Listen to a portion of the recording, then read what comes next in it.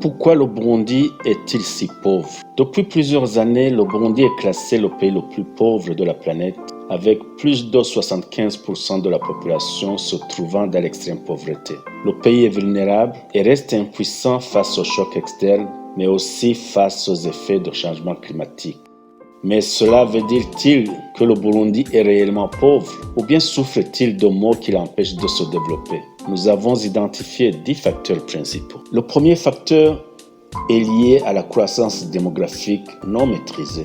La population burundaise est passée de 2,9 à 11,9 millions d'habitants entre 1962 et 2020. Les gouvernements qui se sont succédés n'ont pas su gérer cette croissance démographique, notamment en mettant à contribution les dividendes démographiques pour le développement. Et comme vous le savez, la population est une des richesses nationales et peut-être la plus importante. Le Burundi pourrait bénéficier énormément de la capture de son dividende démographique et qui pourrait tirer des millions de Burundais de la pauvreté à condition d'investir dans la formation de la jeunesse, autonomiser les femmes, améliorer la santé de la population et réduire les inégalités. Le deuxième facteur est lié à la surexploitation des terres. Consécutivement à la croissance démographique, le Burundi s'est engagé dans des pratiques agricoles médiocres. La déforestation, la surexploitation des terres cultivables, les désherbages qui épuisent la fertilité de la terre et sèment les graines de la faim. Les terres agricoles fertiles du Burundi sont de plus en plus menacées par l'érosion et la désertification. Et ces phénomènes favorisent par conséquent la faim, la malnutrition et les maladies relatives. Il faut noter que le sol est une ressource très faiblement renouvelable dans le sens où sa dégradation peut être rapide alors qu'il lui faut plusieurs milliers d'années pour se former et se régénérer. Le troisième facteur est lié aux faibles investissements dans l'agriculture. En 1992, la part de la production agricole représentait 68% de la production nationale. En 2020, la part de l'agriculture est descendue jusqu'à 37%, entraînant les crises alimentaires et l'extrême pauvreté. Le gouvernement investit à peine 8% du budget national dans l'agriculture. Et avec la croissance démographique, l'exiguïté des terres et la perte de fertilité des sols, la production vivrière par habitant a fortement baissé. L'élevage n'est pas soutenu, de même que les programmes de l'agriculture intensive ne sont pas privilégiés par les pouvoirs publics.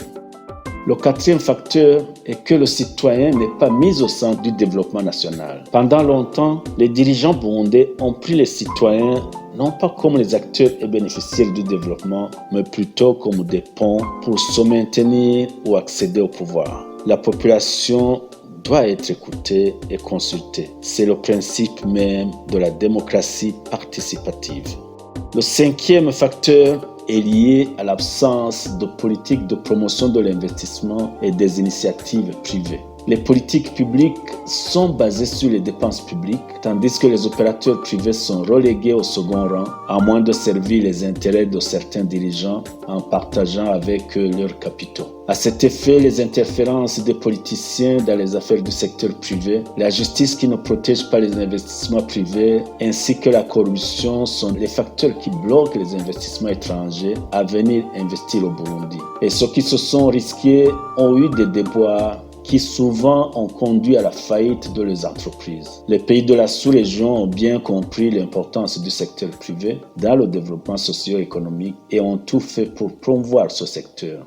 Le sixième facteur, c'est la mauvaise gouvernance et le manque de transparence de l'administration. La mauvaise gouvernance politique et le manque notoire de transparence dans la gestion de la chose publique handicapent le développement économique. C'est d'abord la mainmise et la politisation du secteur public et la monopolisation des contrats publics. Ensuite, c'est la corruption, les détournements et la mauvaise gestion des ressources publiques, une justice corrompue et inefficace, la politique de l'impunité, ainsi que l'exclusion et la fermeture de l'espace politique et médiatique. Le septième facteur, c'est la persistance des tensions politiques et meurtres de populations civiles. Et depuis l'indépendance nationale le 1er juillet 1962, le peuple burundais n'a jamais eu de répit. Les tensions intercommunautaires, attisées par les pouvoirs et les élites, ont emporté des milliers de personnes, tandis que d'autres ont pris le chemin de l'exil. Des orphelins, des veuves, des ressources humaines perdues, un climat d'insécurité permanent qui détruit la cohésion entre les populations, handicapant les programmes de production et maintenant les populations dans l'extrême pauvreté.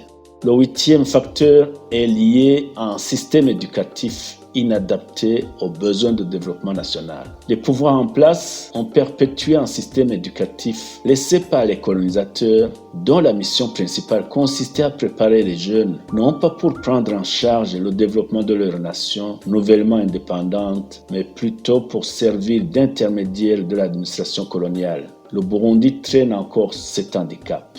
Les exils forcés ont exacerbé la situation avec des ingénieurs, des médecins, des économistes, des agronomes qui ont quitté le Burundi pour s'installer dans des pays d'accueil en Afrique, en Europe, en Amérique et ailleurs.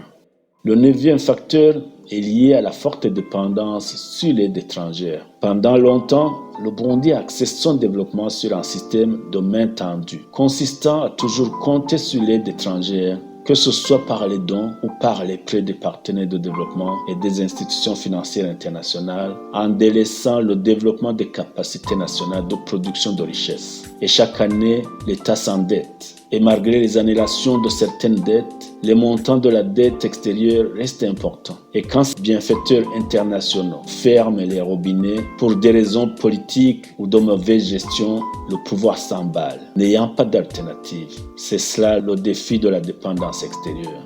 Enfin, le 10e facteur, c'est lié aux réformes nationales économiques décidées de l'extérieur. Ce point évidemment est lié au précédent. Les réformes économiques sont souvent décidées par les institutions internationales sous prétexte de rationalité et de privatisation. Les sociétés régionales de développement rural mises en place début des années 80 pour encadrer les populations et augmenter les productions vivrières et industrielles ont été démantelées sans autre alternative.